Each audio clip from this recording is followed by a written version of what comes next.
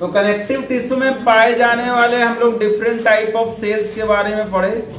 Connective tissue बना हुआ था किस चीज से? उसमें सेल्स हो, ठीक है ना। हम लोग जानते हैं कोई भी टिश्यू है तो सेल्स से बना होगा और सेल्स के बीच में कुछ मटेरियल भरा होगा, ठीक है ना, जिसको मैट्रिक्स बोलते हैं या ग्राउंड सब्सटेंसेस या इंटरसेल्यूलर मटेरियल। इंटरसेल्यूलर मटेरियल जो इंटरसेल्यूलर स्पेस में भरा होगा, ठीक है ना।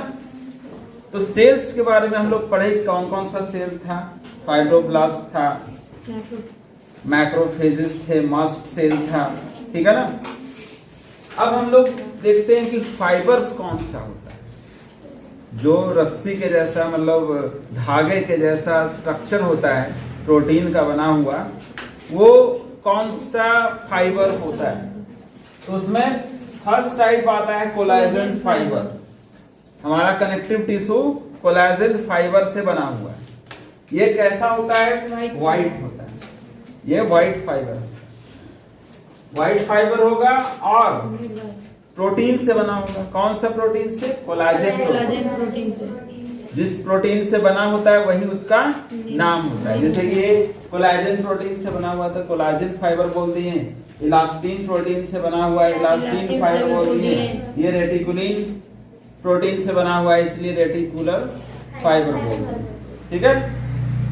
अब ये जो है सबसे ज्यादा क्वांटिटी में कौन मिलेगा? Collagen fibre. उसके बाद इलास्टिन फाइबर, और ये बहुत ही कम मिलेगा। ये जहां तहां लिम्फ नोड्स होता है, जो लिम्फ बनाता है हमारे बॉडी में।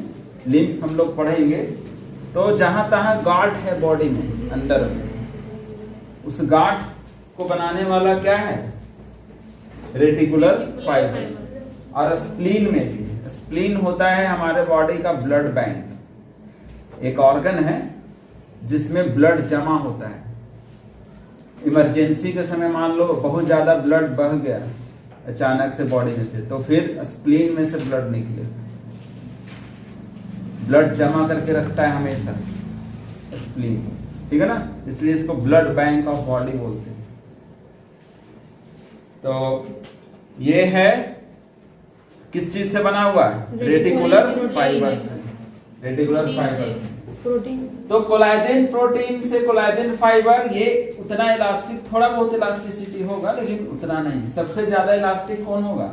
Elastin fibre. इसका नाम ही इलास्टिन फाइबर, तो इलास्टिक होता है, बहुत ज्यादा खींचा जा सकता है, ठीक है ना।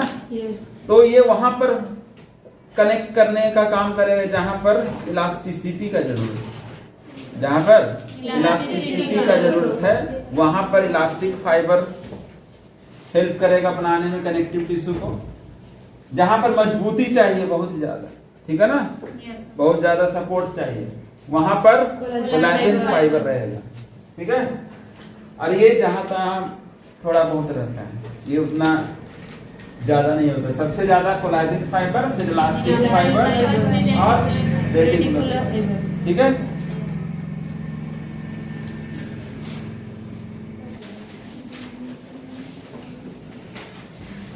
तो अब हम लोग पढ़ेंगे डेंस कनेक्टिव टिश्यू।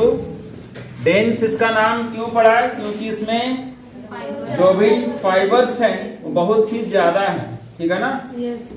अभी हम लोग लूज कनेक्टिव टिश्यू पढ़ रहे थे, उसमें लूज में क्या होता है? फाइबर्स कम होते हैं, मैट्रिक्स ज्यादा होता है।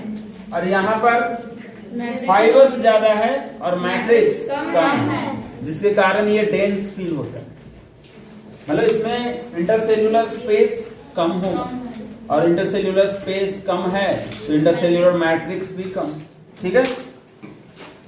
तो dense irregular, dense connective tissue दो तरह का होगा, एक डेंस इर्रेगुलर और एक डेंस रेगुलर। अब इसमें फाइबर है, फाइबर से बना हुआ है, तो फाइबर या तो कोलाजन होगा या फिर इलास्टिन, क्योंकि ज्यादातर वही पाया जाता है।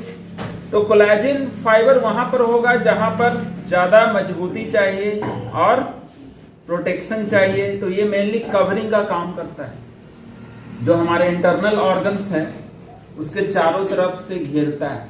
जैसे कि हार्ट को घेरने वाला जो टिश्यू है उसको एक स्पेशल नाम दिया गया पेरिकार्डियम, और वो बना होता है कौन सा, डेंस इरेगुलर कनेक्टिव टिश्यू में, और वो भी कौन सा फाइबर, व्हाइट फाइबर। जब व्हाइट फाइबर इरेगुलरली अरेंज होता है तो क्या क्या बनाता है, पेरिकार्डियम। पेरिकार्डियम कहाँ पर होता है, हार्ट के चारों, हार्ट को प्रोटेक्ट करेगा, ठीक है। फिर पेरिउस्टियम, पेरिउस्टियम कवरिंग ऑफ बोन्स को कवर करता है, ठीक है ना, बोन्स के चारों तरफ से कवर करता है। Renal capsule covering of kidney, kidney को कवर करता है चारों तरफ। ग्लीसंस कैप्सूल, ये हिपैटिक सेल्स का लोब्यूल बना होता है लीवर में, हमारे लीवर में लीवर बना हुआ हिपैटिक सेल्स, हिपैटिक सेल्स का लोब होता है बहुत सारा, उस लोब को कवरिंग करता है कौन, ग्लीसंस कैप्सूल। और ये सब किस चीज से बना हुआ है, व्हाइट इरेगुलर फाइबर से। ऐसा ही आगे देखेंगे कि इलास्टिन फाइबर जब इरेगुलरली अरेंज होगा तो वो क्या बनाएगा, व्हाइट फाइबर इरेगुलरली अरेंज हुआ तो हम लोग देखे ये सब बनाया, हार्ट का कवरिंग बनाया, बोन्स का कवरिंग बनाया, किडनी का कवरिंग बनाएगा, फिर मसल्स का भी कवरिंग बनाएगा, फिर ब्रेन का भी कवरिंग बनाएगा, ड्यूरामीटर उसको बोलते हैं। फिर मसल्स का कवरिंग एपिमाइसियम उसको बोलते हैं। मतलब जो भी इंपॉर्टेंट ऑर्गन्स है हमारे उसको प्रोटेक्ट करता है चारों तरफ से कवरिंग बनाकर, ठीक है ना। इसका काम भी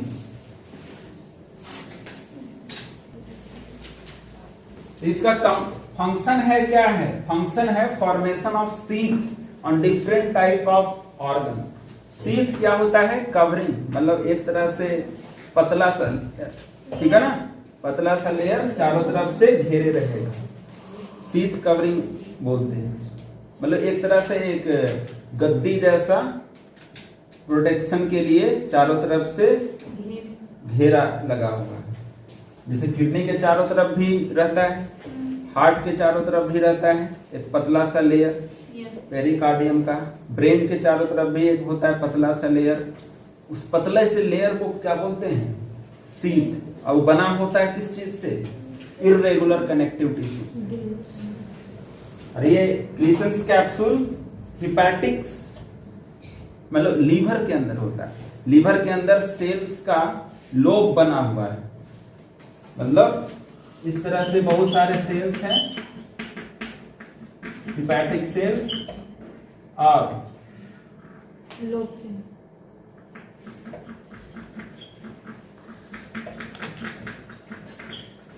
इस तरह से कवरिंग किए हुए ग्लीसंस का, ठीक है ना, हिपैटिक लोब्यूल।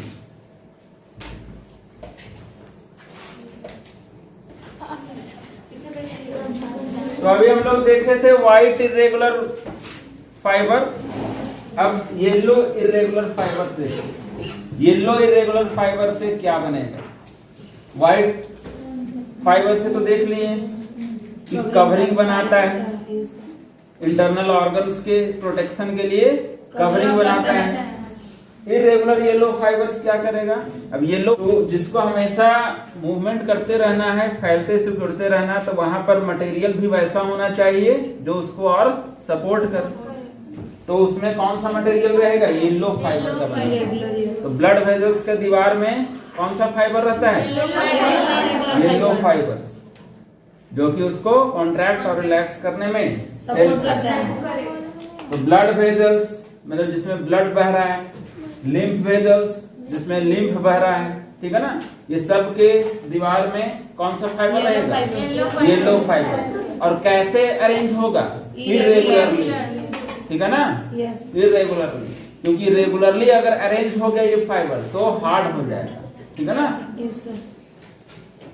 और वोकल कॉर्ड्स, जहां से आवाज निकल रहा है, वोकल कॉर्ड्स उसको बोलते हैं जहां से आवाज निकल रहा है, तो वहां पर भी ये येलो फाइबर ही होता है। और फिर स्किन में भी प्रेजेंट होता है कुछ, ठीक है ना।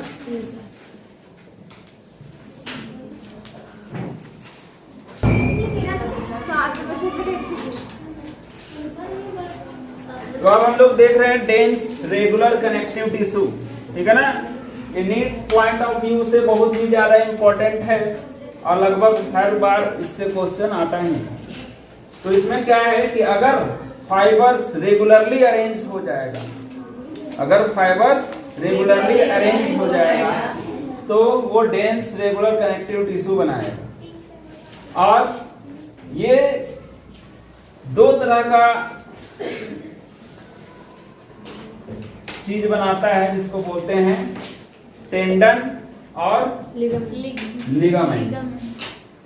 अगर व्हाइट फाइबर रेगुलरली अरेंज हुआ है, अगर व्हाइट फाइबर रेगुलरली अरेंज हुआ है तो वो बनाएगा टेंडन।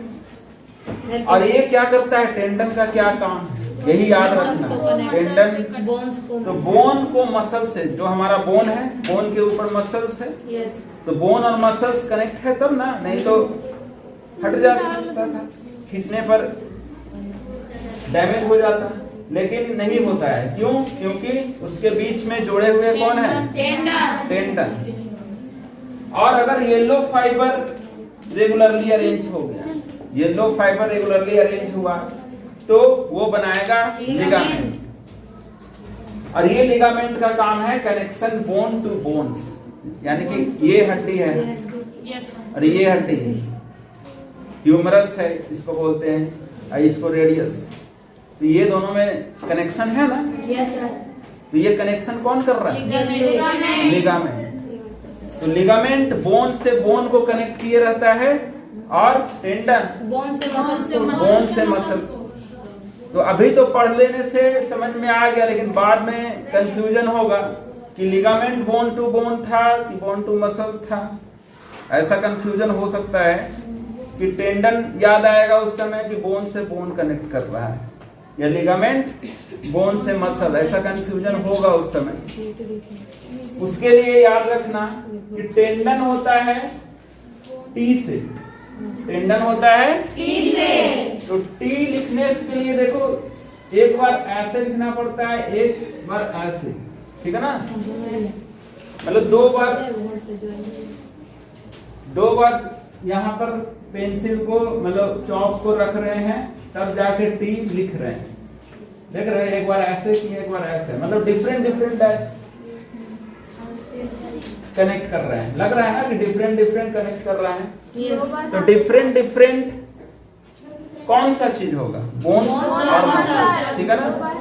लेकिन लिगामेंट में देखो एल लिखे हैं और एक ही बार में लिख दी, यानी कि एक ही तरह की चीज के कनेक्ट कर रहा होगा, बोन टू बोन। तो ये चीज याद रखना, अगर डिफरेंट चीज को कनेक्ट कर रहे हैं तो दो बार हाथ उठाना पड़ेगा और लिखना पड़ेगा। डिफरेंट चीज को कनेक्ट कर रहा है, एक जो है हॉरिजॉन्टल लाइन है, एक वर्टिकल लाइन है, और यहाँ पर एक ही बार में लिख लिए, ठीक है ना। तो एक ही चीज को कनेक्ट कर रहा है। तो ये है बोन टू बोन। इसको समझ लेंगे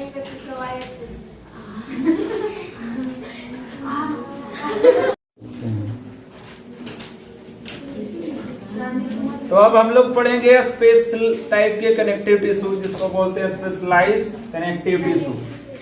इस टाइप के कनेक्टिव टिश्यू में दो टाइप के टिश्यूज आते हैं, एक है स्केलेटन हमारा और एक ब्लड। तो ब्लड और स्केलेटन को स्पेशल कनेक्टिव टिश्यू के अंदर रखा गया है। बाकी के कनेक्टिव टिश्यू प्रॉपर में हम लोग पढ़े थे, loose connective tissue and dense connective tissue. अब स्केलेटन में अगर देखें तो स्केलेटन हमारा बना हुआ है दो चीजों से, बोन से और कार्टिलेज। ये हार्ड होता है, ये थोड़ा लचीला होता है, ठीक है ना। स्केलेटन कनेक्टिव टिश्यू की बात करें तो ये हाईली मिनरलाइज्ड होता है, मतलब इसमें मिनरल्स बहुत ज्यादा होते हैं, ठीक है ना। और मिनरल्स का डिपोजिशन के कारण ये क्या हो जाता है, हार्ड हो जाता है, ठीक है ना। और हार्ड है तो हार्ड जैसा काम करता है, सपोर्ट देता है बॉडी को खड़ा रखने में, बॉडी को शेप में यही सहारा देता है ना। अगर स्केलेटन नहीं रहेगा तो बॉडी का कोई शेप होगा, नहीं होगा। अगर हमारे बॉडी से स्केलेटन निकाल दिया जाए तो तुम्हारे बॉडी को मोड़ कर एक झोला में बंद करके ले जाया जा सकता है, लेकिन वैसा नहीं कर सकते हैं। क्यों? क्योंकि बोन्स है, वो शेप जैसा है वैसा शेप रहेगा। ठीक है,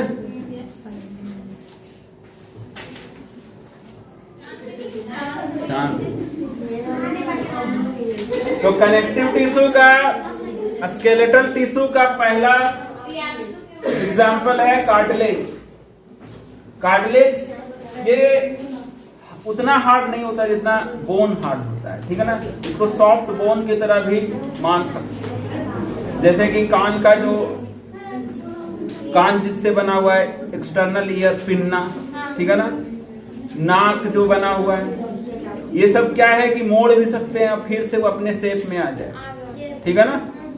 तो है हार्ड भी और लचीला भी, हार्ड भी है और लचीला भी, इसलिए मुड़ भी जाता है और फिर से अपने शेप में भी आ जाता है। अगर अपने शेप में नहीं आता तो फिर वो उसको सपोर्ट तो नहीं बोलते, फिर सपोर्ट का काम नहीं कर पाता। तो cartilage made up of, cartilage बनता किससे है? ये भी सेल से बना होगा, टिश्यू है, तो कौन सा सेल से बना होगा? कॉन्ड्रोसाइट से। कॉन्ड्रोसाइट्स को बनाता कौन है? कोई इसका मदर सेल होगा, ठीक है ना, जिसको बोलते हैं कॉन्ड्रोब्लास्ट।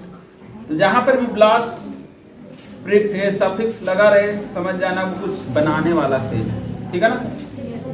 तो कॉन्ड्रोब्लास्ट, कॉन्ड्रोब्लास्ट जो होगा वो कॉन्ड्रोसाइट्स को बनाएगा और कॉन्ड्रोसाइट्स कार्टिलेज बनाएगा। कॉन्ड्रोसाइट डिस्ट्रॉयड बाय कॉन्ड्रोक्लास्ट, मतलब कॉन्ड्रोसाइट्स को डिस्ट्रॉयड, बर्बाद करने वाला, मतलब एक तो है बनाने वाला और एक है इसको बर्बाद करने वाला। मान लो कॉन्ड्रोसाइट काम नहीं करने लगा, ठीक है ना, डैमेज हो गया, तो इसको डिस्ट्रॉय करके खत्म कौन करेगा? कॉन्ड्रोक्लास्ट। तो क्लास्ट का मतलब याद रखना डिस्ट्रॉइंग सेल, ठीक है ना, जो डिस्ट्रॉय करेगा सेल। क्लास मतलब खलास भी याद रख सकती है, मतलब मार देना उसको। आउटर कवरिंग बताए थे, आउटर कवरिंग पेरिकॉन्ड्रियम का बना होगा, पेरिकॉन्ड्रियम कार्टिलेज को कवर करने वाला। और ये सब जो भी था, पेरिकॉन्ड्रियम, पेरिकार्डियम, ये सब कौन से फाइबर से बना हुआ था? व्हाइट फाइबर, और वो भी इरेगुलरली जो अरेंज था उससे। तो perichondrium which is made up of white fibre, और इसमें मैट्रिक्स भी होगा। मैट्रिक्स बना होगा कैसे?